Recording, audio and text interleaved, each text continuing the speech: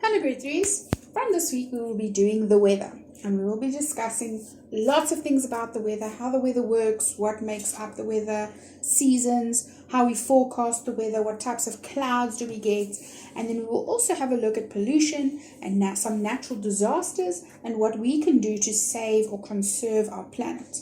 But for this week we will be focusing on the beginning of our theme, or the start of our theme, which will be introducing you to the weather. Now, the weather is something we all know about because it's something we live through every day, but there are certain things about the weather that are a little bit more difficult and that need a little bit more explaining. So we're going to go through some of those elements, we're going to explain them, we're going to chat about them, and you'll see that we only have a few slides for this video to introduce you. To explain what the weather is. We'll be speaking about wind and rain and some of the seasons.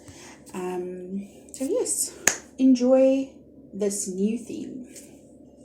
Okay, so before we can do anything about the weather or learn about it, we need to know what is weather.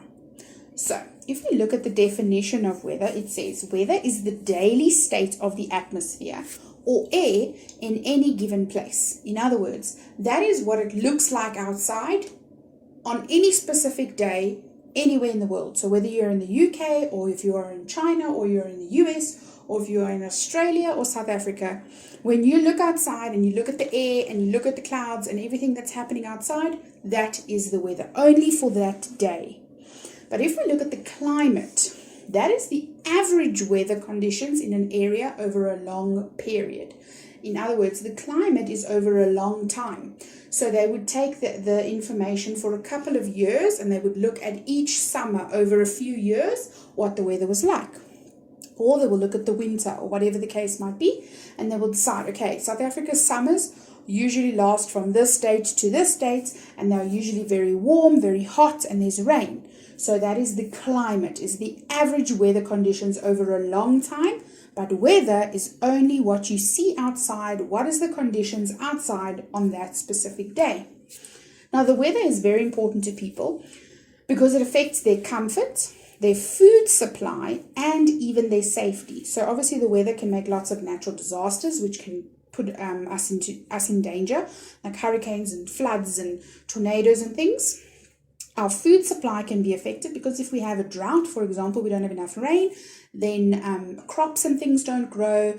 So it creates a problem because there's not enough food for the people. And then obviously for our comfort, because if we go out and the weather suddenly changes to stormy conditions and you don't have an umbrella or a raincoat or comfortable shoes that can protect you from the rain, it can be rather uncomfortable. There are many different elements combined to create weather. In other words, many different things affect the weather. So temperature is one of the basic elements of weather. Temperature is how warm or cold it is outside. So obviously we know the temperature affects the weather. Wind, or the movement of air across the Earth's surface, is a second element of weather.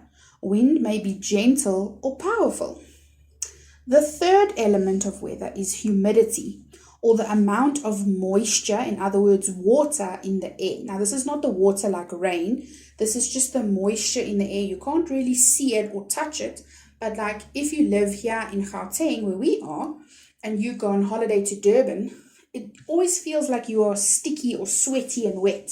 And that is because of the moisture in the air, the water in the air. We can't really see that moisture, but we can feel it. It becomes like, almost feels like you climb off the airplane or get out of the car and it's like this oven of heat hits you, and that is part of the humidity. And this is warm air can hold more moisture than cold air can. So obviously it's warmer down by the coastal areas, so they have more moisture in the air, more water in the air to make it more humid. Precipitation is a fourth element of weather. Now, precipitation may come in many forms, including rain, hail, and snow. The form precipitation takes depends on other weather conditions, such as temperature. So precipitation is basically anything that falls from the sky. So it can be rain, it can be snow, it can be hail, it can be sleet, mist, frost, any of those things. And what that is the moisture in the air, then obviously all the water in the air changes according to the temperature. So if it's very, very cold, like in England or the UK, it will freeze the water, which then makes snow. Here, if we have a hailstorm, it's when the hailstones are freezing cold in the clouds, and then when they drop, they start to melt because they start getting warmer. But up in the clouds, they are frozen balls of ice. A fifth element of weather is atmospheric pressure. Now, this is just the weight, how heavy the air is above a given area. It changes in the pressure help people to predict approaching storms. So when they see how heavy the air is in specific areas, if it goes heavier or lighter, they can predict, they can tell if a storm is going to come. Okay, let's look at what is wind. Now, wind is the movement of air near the Earth's surface. So it's when the air moves on above the ground. So what we can feel as wind, it's that moving air. Wind can be a gentle breeze or a strong gale. Now, a gale is what we use to describe a very strong wind, a very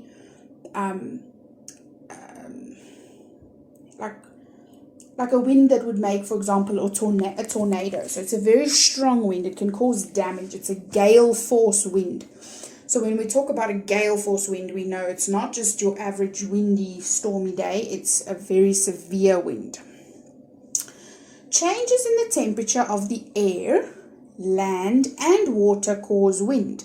So different temperatures of different elements, such as the air, the land, and the water, can cause different things to happen with the wind. When air flows from a warm surface, it heats up and rises. So when the wind blows, the air moves over somewhere warm, like in the KZN area where there's warm areas. If it moves over there, it warms up, almost like a microwave. So that wind comes in, it's coolish, then it gets nice and hot and warm, and it rises up, okay, towards the sky.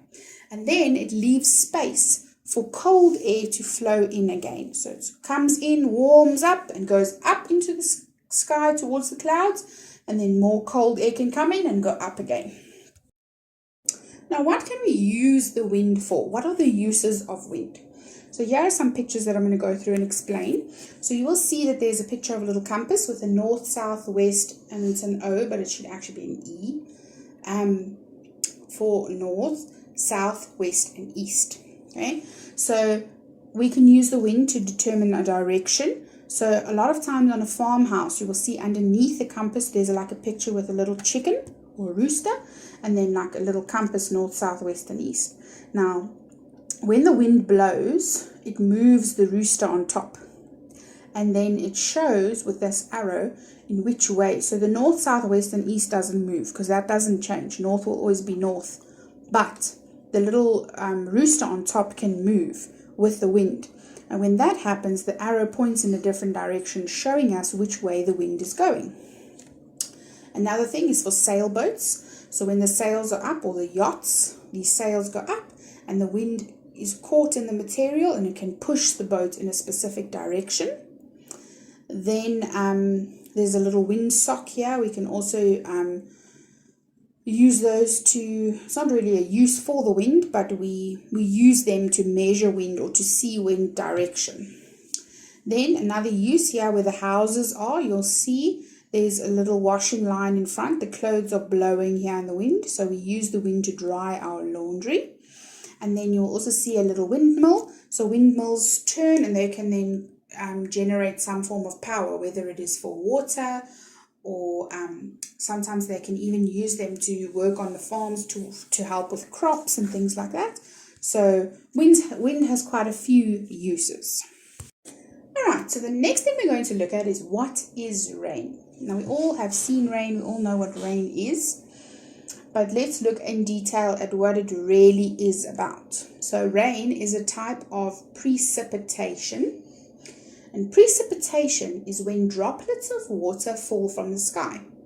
Sometimes these water droplets can be frozen, like ice or snow. In rain, the temperature of the droplets are above freezing, so the water is in liquid form. All that means is, when we look at rain specifically, when it falls to the earth, it has not frozen, so it's not at freezing point.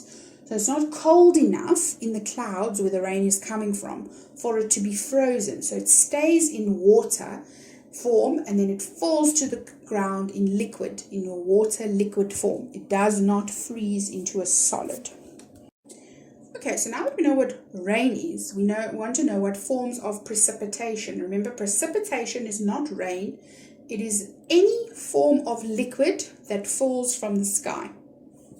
So, we have mist. Now, mist is a very fine, almost like a little spray of liquid that lands over usually low-lying areas, like between two mountains in a valley and things like that. So you will see a picture there. Sometimes if it's a cold, foggy morning, you can also see mist, but it's usually more of a fog than a mist. Okay, then we have dew that falls onto the plants and the grass. So usually in the morning, sometimes at school as well, if you remember, we don't go onto the grass because it's quite wet. It's almost as if it's rained, but it hasn't. It's just the dew, which is the cooler air that has become a liquid as the day has started with the sunrise, and that water lands on the plants, and then we call that little dewdrops. And the next one is rain, which we've just spoken about. So that's when the water falls from the sky, and then you'll see that someone's collected some hail there. Those are very big ones. You sometimes get little ones. Usually when there's a massive thunderstorm, then these little hail balls come flying out of the sky. But you get very big hail balls. Those are not even the biggest. And they can be quite dangerous because if a hail ball has to land on you or hit your head or on your windscreen or things when you're driving, it can cause a massive accident and it can actually be very dangerous. So whenever it starts to hail, it's best to rather stay under cover or indoors to be safe. Then we've got snow. So this is when the temperature becomes very cold and instead of rain that's falling, it starts to fall as snow because it is frozen rain basically. And then we get frost, which is basically when dew also freezes in essence because it is so cold, the air is so cold, the temperature is freezing that the dew doesn't stay in water form, it turns to frost. And that can be quite dangerous for plants because it freezes them and it damages them because it stays so cold the whole time, so then they end up dying. Alright, now we're going to look at what are the seasons. Now we all know what the seasons are, so we're just going to have a quick little overview. The 4 seasons are called spring, summer, autumn and winter. Seasons change throughout the year because of the way the earth moves. So you'll remember when we did the space theme that we spoke about how the sun is in the middle and it doesn't move and the earth spins on its orbit, in other words its little road around the sun, and when it does that it moves direction. In other words, sometimes some countries are closer to the sun and at other points on its road they are further from the sun. Now when they are closer it will be warmer, such as spring and summer, so it will get, as it starts getting closer it will go spring, and then when it's at its closest it will be summer. But then it starts to move away again from the sun, so then it will become autumn, cooler, and then when it's at its furthest point away, it will become winter. So that is how we have 4 different seasons. Alright, so that sums up what we will be doing this week for weather. You can go through this PowerPoint again, you can do some research of your own. There are some awesome videos on YouTube as well that you can go and watch about these things. And then we will carry on with more weather information next week.